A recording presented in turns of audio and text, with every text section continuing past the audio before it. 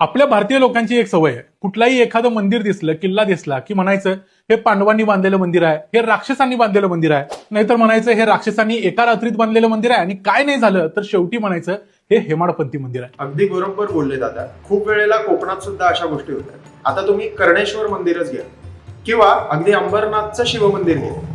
हे पांडवकालीन मंदिर आहे असं लोक डायरेक्ट सांगून मोकळे होतात. तिकडचे स्थानिक लोकच असं सांगतात आणि मग ते एकदा पांडवकालीन झालं, तिथे आतले जे स्थापत्यशास्त्र आहे ते त्यानुसार सांगायला सुरुवात करतात. आणि मग अजून कुठलं तरी मंदिर असलं की ते जुनं असलं, पडकं असलं की ते राक्षसांनी बांधलं असंही सांगितलं जातं.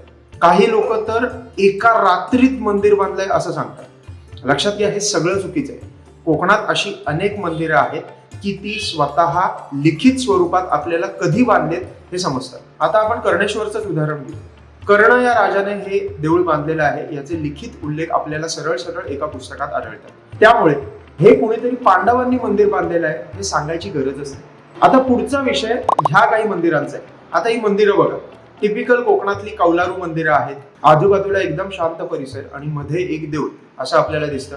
आत भगवान शंकरांची किंवा विष्णूची मूर्ती असते आणि मग सरळसोट सांगितलं जातं की हे मंदिर प्राचीन मंदिर आहे. आतला देव किंवा ते ठिकाण हे प्राचीन 100% असू शकतं. पण कौलारू मंदिरं जी आपल्याला कोकणात दिसतात ती बहुतेक करून साधारण 700 ते 800 वर्ष जास्तीत जास्त जुनी आहेत.